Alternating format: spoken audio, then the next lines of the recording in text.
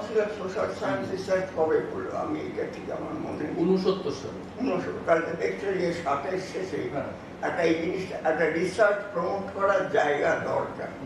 এটা সরকারিভাবে এডুকেশন ডিপার্টমেন্টই মেনে নিচ্ছে সারা ভারতবর্ষে। তাহলে এইটা এবার তারা জিজ্ঞেস করি যে একদম ওই রকম একটা সময়ই তো এই সেন্টারের প্রতিষ্ঠা হওয়ার ওই সময় থেকেই কলকাতায় হবে, কলকাতায় হওয়া দরকার। কিন্তু শুধু কলকাতায় নয়, ওই একই সঙ্গে ভারতবর্ষের অনেকগুলো জায়গায় এই জিনিসটা হলো। এখন এইটা যেটা কেন্দ্রীয় সরকারের দিক থেকে যে ধরনের ভাবনা, এটা আপনিও যেটা বললেন যে এই সময় থেকে বিশেষ করে ওই ইন্দিরা গান্ধী নতুন করে জেতার পর 71 সালের পর থেকে আরো বেশি করে এই যে একটা প্ল্যানিং এবং সাধারণভাবে অর্থনীতি শুধু আগের সেই তথাকথিত কমান্ডিং হাইটসই শুধু নয়, অনেক নিচতলা অবধি এই সরকারি এক ধরনের ইন্টারভেনশন, সরকারি পলিসি সেখানে নতুন করে তৈরি করতে হবে, এই একটা প্রবণতা এই সময় একটা খুব পরিষ্কার আসছে। তো এটা কি আপনার মনে হয় যে ধরুন এইরকম যে আইসিএসএসআর যে ইনস্টিটিউটগুলো এইভাবে তৈরি করার চেষ্টা হচ্ছে এই সময় ইউনিভার্সিটির বাইরে, অথচ সরকারি ডিপার্টমেন্ট হিসেবে নয়, মানে প্ল্যানিং কমিশনের সরাসরি একটা এজেন্সি হিসেবে নয়, এইরকম যে একটা খানিকটা স্বতন্ত্র গবেষণার জায়গা, এটা কি আপনার মনে হয় যে এইরকম একটা এই প্ল্যানিং পলিসি ওরিয়েন্টেশন এইটা দেওয়ার জন্যই এগুলো ভাবা হয়েছে? এটা তুমি যেটা বলেছো, এটা এই চিন্তাটা খুব এই যে আইসিএসএসআর এর ইউনিটগুলো কোথায় হবে, কি হবে, কেন হবে। আমি যে আগে যেটা ধরো খানিকটা ওয়াইডার পলিটিক্সের কথা বলছিলাম, এটা এসে লাগছে কিন্তু এখানেই যে এই যে আমাদের যেটা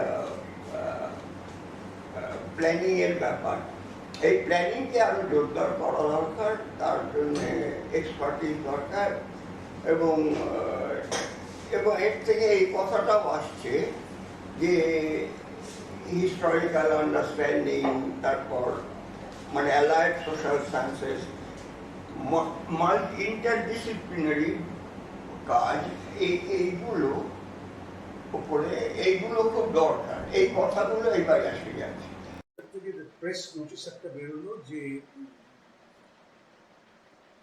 1973 1st ফেব্রুয়ারি থেকে centre for studies in social sciences শুরু হলো কলকাতাতে, এবং তার ফান্ডিং হবে 50% সেন্ট্রাল গভর্নমেন্ট, 50% স্টেট গভর্নমেন্ট, এবং this will be a government-owned institute. The funding, central government funding will come straight from the Ministry of Education. হচ্ছিল director হওয়ার কথা আসলে শুরুতে চলেছিল, কিন্তু ইতিমধ্যে লোকের মৃত্যু, ইতিমধ্যে আমি ইয়ে করছি হঠাৎ মৃত্যু লোকের অনেকে, আমি জানি না সৌভাগ্যের সূচনা করেন না করে, তার কারণ হচ্ছে দিলীপ সেন তখন head of activities of তখন নাম্বার 1 দিলীপ সেন, উনি হঠাৎ মারা। তখন বাবুকে অনুরোধ করা, এখন উনি যেহেতু part of quite some time, বলেছে আমি তখন বরুণ বাবুকে করা হয়। বরুণ বাবুকে বরুণ জানেন না যে জেপি নাইন বলে যে সঙ্গে কথা বলে, এরা হয়তো বাড়িতে বলে জেপি নাইন তখন he was the education department, but ছিল advisor ছিল education department and member secretary ICSSR, the founder of the ICSSR, এই সমস্ত নেগোসিয়েশন এবং he was a member of the Supreme Chakraborty Committee who set up this. তো তাতে তো উনি ওই বাড়ি থেকে ওই বাড়িটা পেয়ে ওরা সঙ্গে সঙ্গে কিনে ফেলল। ইন্টারেস্ট ছিল না, টাকাটা প্রিন্সলি সাম অফ ICSSR 1,75,000। একদমই কারোর বসত বাড়ি, এবং শুধু বসত বাড়ি নয়, তখন সামনের ঘর দুটো এরকম টেবিল চেয়ার পাতা হয়েছে, বারান্দা ছিল, এবং বারান্দাটা খোলা বারান্দা। তখন তো কিছু ছিল, তখন কোনো রিসেপশনের কোনো ব্যাপারই ছিল, ওই জায়গাটা খোলা বারান্দা, একটা ঢুকতে হতো, ঢুকে সামনের যে ঘরটা, তো ওই ঘরটা এ পাশে সুশান্তবাবু তখন এই যে ঘরটা রেজিস্ট্রারের ঘর, পরে ওই ঘর সুশান্তবাবু বসতেন। বরুণবাবু দোতলায় বসতেন। আমার এখন খেয়াল হয়েছে, কারণ বরুণবাবু 2-3টে ঘর বদলেছেন। বরুণবাবু খুব সম্ভবত দোতলার এই সামনের দিকে যে ডান দিকের ঘরটা, মানে একদম ল্যান্সডাউন রোডের দিকে যে ঘরটা, হ্যাঁ সামনে, খুব সম্ভবত ওই ঘরটাতেই বরুণবাবু তখন, হ্যাঁ ওই ঘরটাতেই বরুণবাবু বসতেন প্রথমে, তারপরে উনি পেছনের ঘরে চলে গেলেন। ওখানটা উঠোন ছিল, একটা একদম উঠোন ছিল, পিছনটা পুরোই উঠোন, উঠোন ছিল, এবং উঠোনের যেরকম হয় আর কি, উঠোনের দু পাশ দিয়ে এরকম একটা বারান্দা মতো ছিল, সেখানে বাসন টাসন মাজা হতো, কারণ উপরে তো লোক থাকতো তখন ওখানে বাসন টাসন মাজা হতো। সে তো একটা মানে গল্প, সেটা পর হিতেশবাবু এসে বলছিলেন যে কফি হাউস কোনো একজন মানে ইউনিভার্সিটির কেউ হবে, উনি আমাদের কারোর সঙ্গে দেখা টাকা মানে সেন্টারে এসেছিলেন দেখা টাকা করতে, ফিরে গিয়ে কফি হাউসে গিয়ে বলছে হ্যাঁ গেলাম, দেখে এলাম যে এরকম হিতেশ দেখলাম কি বলে রান্নাঘরের পাশে ওকে একটা টেবিল দিয়েছে, আর কতগুলো বাচ্চা ছিল। ও আর আরেকজন কার কথা বললো, সে বললো কলতলায় আর কয়েকটা বাচ্চা ছেলে, তাদের মধ্যে বসার জায়গা নেই, তারা উঠে দাঁড়িয়ে সিগারেট তো এই দেখে এলাম সেন্টার।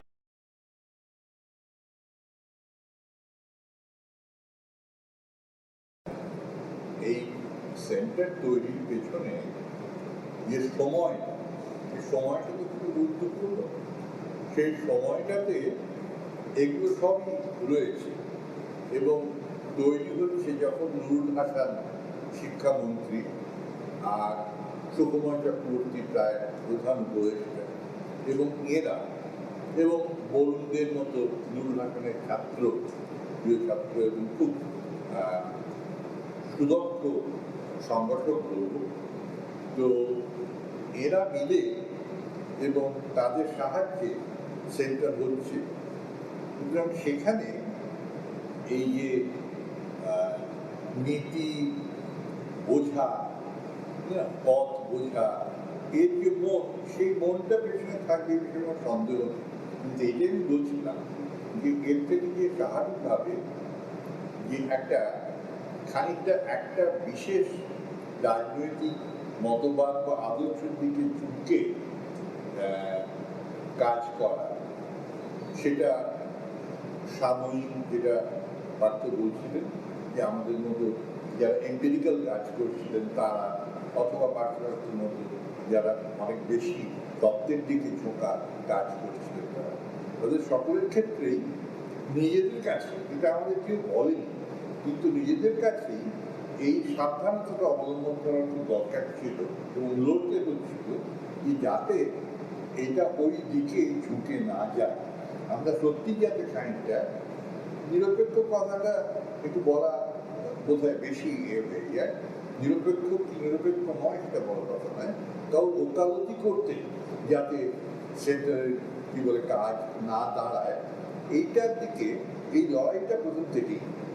মানে এক নম্বর হচ্ছে গিয়ে যেটা আমি প্রথমেই এসে বুঝলাম যে সাধারণভাবে একটা ইতিহাসের দিকে ঝোঁকটা অনেক বেশি ছিল, মানে সেই দিকে তুমি বলতে পারো ইন্টেলেকচুয়াল ওরিয়েন্টেশন যদি কিছু থাকে 70s-এ, ওই দিকটাই ঝোঁকটা বেশি। কারণ এমনকি ইকোনমিস্ট যারা ছিল, অমিয়বাবু নিজে ইতিহাসের লোক, অশোক সেন নিজে ইতিহাসের লোক, মানে ইতিহাসে কাজ করেন, ফলে ওই দিকে ঝোঁকটা বেশি।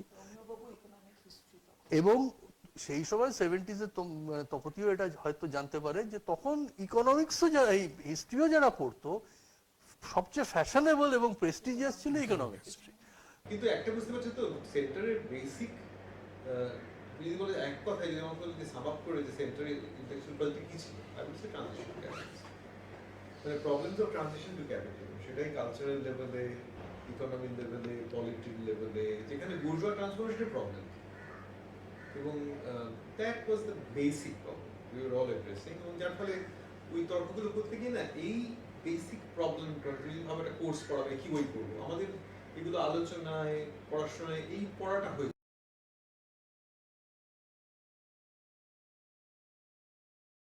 সবচেয়ে বড় কথা যেটা হচ্ছে যে প্রথম দিকে বলে ট্যালেন্ট হান্টিং বা identification,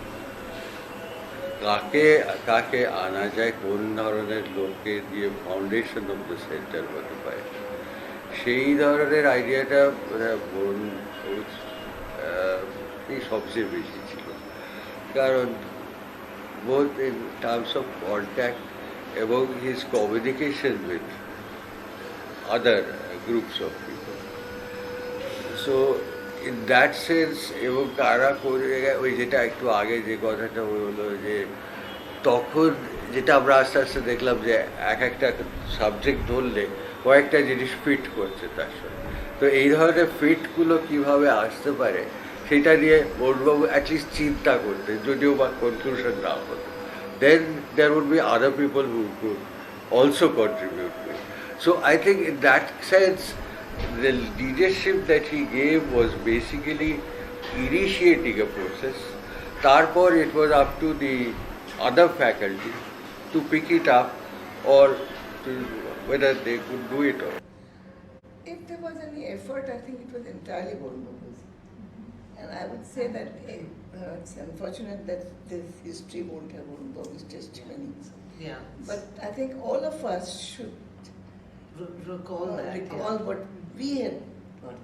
Because Bornbabu, to start with, was extremely open to all things. He was, he was a voracious reader and had a tremendous memory. So if you were talking about something, he'll come out with some reference somewhere which connected with that. So he consciously wanted people to do new things. Now, when I started on women's studies, he didn't really like the idea that I was going to work on women's studies. He complained to others that Nirmala was doing good work before this, and now she's got this new work. But it was he who introduced me to Veena Majumdar. It was he who talked about me to people at the ICSSSC.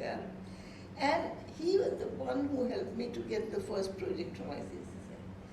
গোড়ার দিকের সেন্টারকে intellectually active করার পেছনে বরুণবাবুর dynamism absolutely, মানে ওনার জন্যই হয়েছে, কারণ ওনার যোগাযোগও বেশি ছিল স্বভাবতই, বিদেশে যেরকম যোগাযোগ খুবই বেশি ছিল।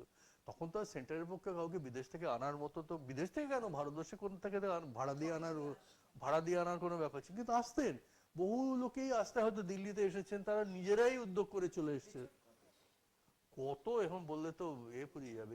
আমার তো মনে পড়ে যে হিল্টন, ক্রিস্টোফার হিল, টমসন, কব, তারপরে সেই ফুকুজাওয়া, তারপরে এরকম নাম করতে, ওয়ালাস্টাইন, কত সবাই বরুণবাবু বা কাউকে চেনেন বলে এসছে, সেই হিসেবে এসছে। এবং ইউনিভার্সিটি ছাত্ররা কি আসছে তখন সেন্টারে? সেই আশা ইউনিভার্সিটি ছাত্র বলতে যারা মূলত পিএইচডি করে। Ashok Babu was center, he was the center, he was very much the center for the production of ideas, Marxism. Ram Singh নিয়ে তো লেখা পিডব্লিউ তে বেরোয়। অশোক বাবু অ্যাকচুয়ালি রামসিং টিপু সুলতান নিয়ে কাজ করতেন, সিভিল সোসাইটির আইডিয়া ঢোকানো, মানে অশোক বাবু নিয়ে কাজ করতেন, কিন্তু ফ্র্যাঙ্কফুর্ট স্কুল সম্বন্ধে কারো ধারণা ছিল না। তারপর was the one sort of red thread throughout the existence of the center, and he had I wouldn't say peculiar, he had the necessary loyalty to an institution. He served any director as loyally as any other, despite whether he liked the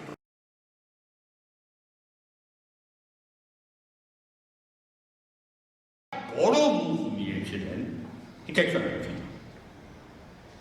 তিনি প্রতি বছর ইতিহাসের একটা refresher course করতেন গ্রামের স্কুলের জন্য। সেটার কথা তোমরা শোনেন। এবং বাঁকুড়া, দিনাজপুর, হুগলি, বর্ধমানের রায়না, ব্যান্ডেল, এই প্রত্যেক জায়গাতে আমাদের গিয়ে 10-12 দিন থাকতে হতো। জিনিসটা হতো যে বাংলায় কি করে ইতিহাস চর্চা। তার কারণ একটা জিনিস গোড়া থেকেই ঠিক হয়েছিল যে যখনই সম্ভব কোনো ইউনিভার্সিটিতে পার্ট টাইম পড়ানো, এটা এনকারেজ করা হতো প্রত্যেকের ক্ষেত্রেই। ওই যোগাযোগটা রাখার জন্য, ছাত্রদের সঙ্গে যোগাযোগ রাখার জন্য, ইউনিভার্সিটিগুলোর সঙ্গে যোগাযোগ রাখার জন্য। As I said, it was so exciting. But I think Kay will also remember that we had very frequent seminar. And all of us attended. It wasn't as if it's an crunch or it's a geography seminar, so who attends and who not. Everybody attended, everybody had a free-flowing discussion, and it influenced our work. আমাদের অনেকেরই ব্যক্তিগতভাবে একাধিক PhD ছাত্র ছিল। এইটা তখন ঠিক হলো যে এদেরকেই প্রধানত কোর হিসেবে ভেবে, বা এরপরে যারা পিএইচডি করতে আসবে সবে এমএ পাস টাস করেছে, এদের জন্য একটা নিয়মিত ট্রেনিং এর ব্যাপার, কোর্স, মানে সারা বছর ধরে এটা হবে। এটা খুঁজলে পাওয়া যাবে, কারণ একাডেমিক কাউন্সিলে অনেক প্ল্যান ট্যান হয়েছিল, কোর্স কন্টেন্ট কি হবে, তার বাইরের, কারণ প্রথমেই এটা করতে গিয়ে যেটা প্রশ্নটা উঠলে শুধু সেন্টারের ফ্যাকাল্টি দিয়ে কি চালানো যাবে, এরকম একটা ফুল টাইম যদি প্রোগ্রাম করা হয় সারা বছর ধরে, এবং তখন তো বাইরের লোককে আনা হতো অনেক, ডিসিপ্লিন ওয়াইজ করতে গেলে। কারণ এটা করতে গিয়ে যেটা অসুবিধা হলো, প্রত্যেকটা সন্ধ্যাবেলা হতো, অনেকেই যারা পড়তে আসতো তারা কলেজে পড়াতো, কিন্তু অসুবিধাটা যেটা বেশি করে হলো যে ডিসিপ্লিন ওয়াইজ আমাদের এক সেন্টারে তো লোকবল খুব কম, এক একটা ডিসিপ্লিনে 2-3জনের বেশি তো লোক নেই, ফলে সবসময় বাইরের ওপর নির্ভর করে যে ক্লাস চালানো, এইটা তারপরে একটা স্টেজে গিয়ে এটা বন্ধ হয়ে যায়। খুব সম্ভবত 81, 82, 83 এরকম কোনো একটা সময় এটা গিয়ে বন্ধ হয়ে যায়, 2-3 বছর একদম হয় না। তারপরে যখন এটা রিভাইভ করার কথা উঠলো, তখনই এই প্রস্তাবটা করা হলো যে ওই ডিসিপ্লিন ওয়াইজ আলাদা করে ভাগ না করে, কারণ তাহলে আবার সেই একই সমস্যা হবে, একটা কম্বাইন্ড করা হোক, তার মধ্যে স্পেশালাইজেশন থাকতে পারে, কিন্তু একটা কোর প্রোগ্রাম থাকবে যেটা সবাই করবে। তো সেই ফরম্যাটে তখন আরটিপি নতুন করে হলো।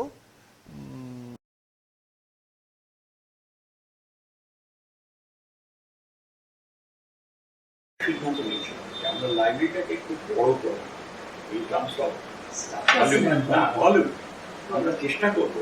কর্মবাবু আমাকে ঢুকিয়েছিলেন যে আপনি বিব্লিওগ্রাফিক্যাল সোর্সেস রেফারেন্সেস গুলোকে বেশি করতে, আর যার বই নিয়ে বেশি মাত্রা হবে না, বই আপনি রাখতে পারবেন। তখন থেকে আমাদের ভাবনা ছিল যে লাইব্রেরিটাকে আমরা, যেটাকে আমরা বলতাম যে বুক ওরিয়েন্টেড না করে reference oriented, bibliography reference oriented library, তার জন্য বড় এক্সপার্টাইজ দরকার হবে, যেটা জেনারেল একটা লাইব্রেরি যেটা ট্রেনিং আসে তার দ্বারা হবে। These are 90s where almost all important journals started coming. এবং লাইব্রেরিতে যে ব্যবহারটা বলছিলেন আপনি, সেইটা বাড়তে লাগলো যত জার্নালের কালেকশনটা বাড়তে লাগলো। তুই যেটা প্রেসিডেন্সি কলেজ থেকে অর্ডার দেওয়া বলছিল, কোনো বই, নতুন বই ইউনিভার্সিটি লাইব্রেরিতে না পাওয়া গেলে নিশ্চয়ই সেন্টারে আছে। রিসেন্ট হয়তো পাওয়া যাচ্ছে, যার নাম, এগুলো কিন্তু সেন্টার ওপেন করে দিয়েছিল ছাত্রদের জন্য। বহু ছাত্র হয়তো সেন্টারে আসতো লাইব্রেরি এবং জার্নালটাকে ইউজ করার জন্য। এইভাবে সেন্টারের যোগাযোগ তুমি যেটা পড়লে, গ্রেটার একাডেমিক পাওয়ার, পার্টিকুলারলি ইয়ং স্কলারদের মধ্যে অনেক বেশি আগ্রহ জেনারেট। আবার ওই খানিকটা বিভিন্ন ইউনিভার্সিটিতে কিছু অল্প বয়সী কলেজে পড়াতে ঢুকেছেন এইরকম ছেলেমেয়েরা যারা রিসার্চ করতে চায়, পিএইচডি করছে হয়তো, তারা এবারে সেন্টারে আসতে শুরু করলো। আমার মনে হয় এইখান থেকে অনেক বেশি করে, মানে সেন্টারে যে একটা অন্য রকমের কাজকর্ম হয়, বাইরের লোকজন আসে, এখানে একটা রিসার্চের অ্যাটমসফিয়ার আছে, এই খানিকটাই অ্যাটমসফিয়ার, আলোচনার অ্যাটমসফিয়ার, এই এমনকি হয়তো, মানে আমি এটা পরে বলতে পারি যে আলোচনা বলতে কিন্তু অনেক সময় শুধু নেহাত গল্পগুজবই হতো, কিন্তু সেটার একটা অ্যাম্বিয়েন্স ছিল, যেটা কিন্তু ইউনিভার্সিটিতে বা কোনো কলেজে অসম্ভব।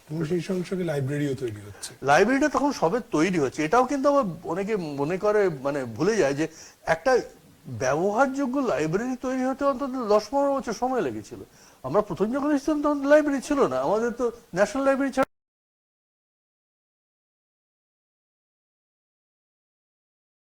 But the culture was simply that, you are free to do what you like.